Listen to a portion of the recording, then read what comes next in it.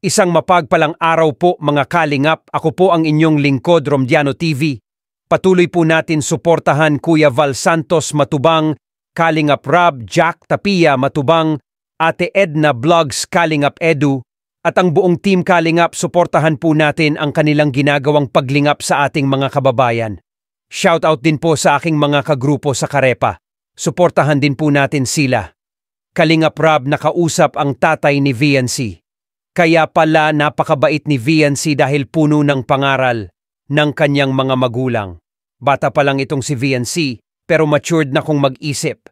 Kaya bagay na bagay talaga itong si VNC at si Kalingap Edu dahil sa kanilang pagkakaparehas ng personality.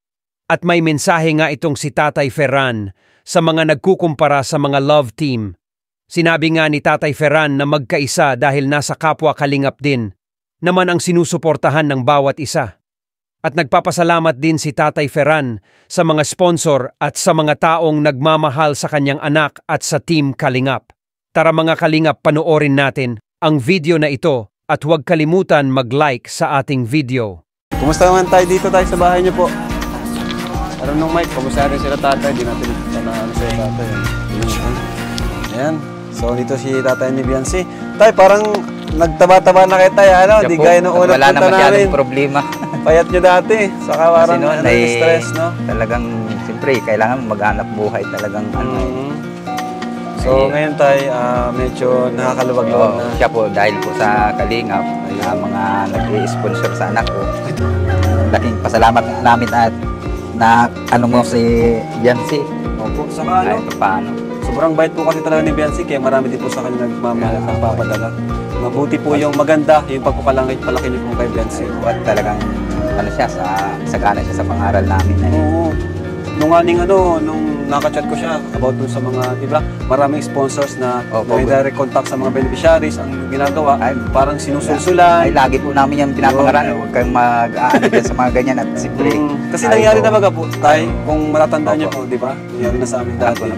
Alam niyo naman na yun, ano? Kaya sabi ko nga sa kanya, magrespeto ko kay Kuya Ram at siya ang nagbigay sa'yo ng mga ganyan na kung hindi sila, ay hindi ka ng mga ganyan na tatanggap ng maraming blessing. So far talaga. Kaya sabi nga sa akin ay hindi ko naman talaga magagawa yun, sabi niya. Sobrang bait niya talaga. Bait nga po ni Biancy talaga tayo. Talagang So kahit panganay siya, ang bait niya, no? Kadalasan pag panganay, medyo dominante, straightforward, di ba? Talagang pangarap niya talaga makapagtapos para yung mga kapatid tulungan niya din pag sabi ko, kaya tuwa na kaming mag-asawa. Sabi ko, magandang pangarap. Di nyo po inaasahan na may darating na ganitong blessings. At marami na talaga nagmamahal, kay Biancy. Saka tayo sa brace, ano masabi natin? Biglang pag-uwi niya, may brace na siya. Nagulat nga kami. Ang alam ko, pangarap niya lang yung dati. Akala ko nga yung chichik upin lang. Yung wala, ano na. Kaya ano na. Pangarap niya rin po yung dati, pero di niya inaasahan na mas magpapaaga. Ano pangalan niya ulit tayo? Nakalimutan ko. Venerando po. Veneran. Tatay Veneran. Anong tawag sa inyo dito? Ben? Beran. Beran? Opo. Tatay Beran. Ano? Gusto ko ni tatay ngayon tingnan. Di kaya dati na payat si tatay. Hindi pa masyado ko nung gumagaling yung kasi medyo, siyempre, hindi ko nasusuportan yung gamot ko. Kumusta naman po si Biancy tayo ngayon? Nung simula. Ay ngayon, compared sa dati. Ano po mga nabago sa kanya?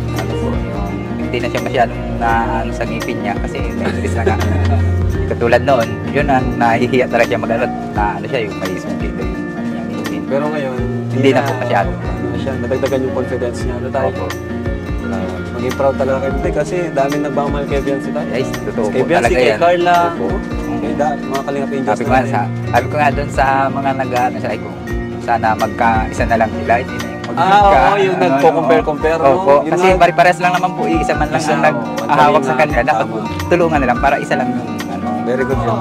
Makatulungan nila. Saka yung mga bashers, sabihin nyo rin si Biancy, normal naman. Oo, sabi ko nga sa kanya, ay kung wag mong iintindihan, sabi ko, pasalamatan. Yun na, ako doon sa pinalitan yung apelyido niya sa'yo. Bakit ka rito, sa'yo? Ay, hindi? Opo, yun. Yung ginawa niya. Siguro, naman yun at sabi niya, buti pa niya, asarin ko ito. Yun ang ginawa niya sa akin. Wala ba kayong gano'n na... Galing at open naman siya sa inyo, ano? Opo. Ay, nakakwento po talaga siya ng mga kahit tahimik. Parang nga siyang bata na wala pa talagang Bata siya pero alam na niya yung ano nang dapat gawin. Opo. Respeto, yung ano. Hindi ako nangangamba na yung kahit may mga sponsor na gusto mag-ano sa kanisa. Ang sa sinasabi niya lang, ay hindi po ba ako pwedeng magdirekta sa inyo na makipag ano. Dahil nandiyan si Kuya Rab, siya po ang mag-aano sa akin. Galing ano. Kung kayo po ay may Dapat talaga. i-aano sa akin, kay Kuya Rab muna po kayo mag Oo, kaya sa akin, o kaya kay Edu. Opo. Sa mga Kalingap boys.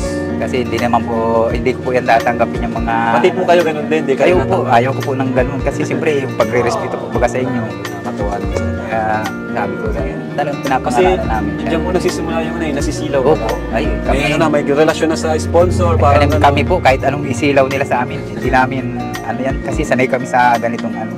sanay na kayo sa iyo. Tapos, Hindi kami masisilaw sa ganyan na, ano, masisira lang yung, ano mo, kumbaga yung reputasyon mo dahil lang sa ganun na, saka yung ano, pagkakaibigan. Opo. Tama po yun kasi yun na sa history ng Kalingap, nangyari na yan. Yun- Nagkaroon ng ano ng good relationship doon sa sponsor hanggang sa yun na. Mas pinili ng sponsor kaysa sa amin. Tapos ngayon, bandang huli, wala. Ano din, parang gusto rin bumalik sa Kalingap or mas naging worse yung kalagayan. Kaya kami talaga, pangarap namin talaga. Kasi turing na rin namin yung kinabihan sis. Younger sister na rin. Ako na, yun po na, Family na sa rin kanya eh. Kaya sabi ko, huwag mong sisirain. Yung pagtitiwala sa iyo, pero Like kasi talagang ang pagtitiwala, mahirap ibalik mo sa Saka mga habang buhay po yan. Ang pera, Ay, pansamantala opo, eh. talaga yan, totoo yan. Tiwala, habang buhay yan. Gaya ni Carla, sa amin si Carla ngayon nakatira nung nag-OJT siya eh. So, Opo. sabi ko sa kanya, wag lang mahiya, magsabi lang sa amin.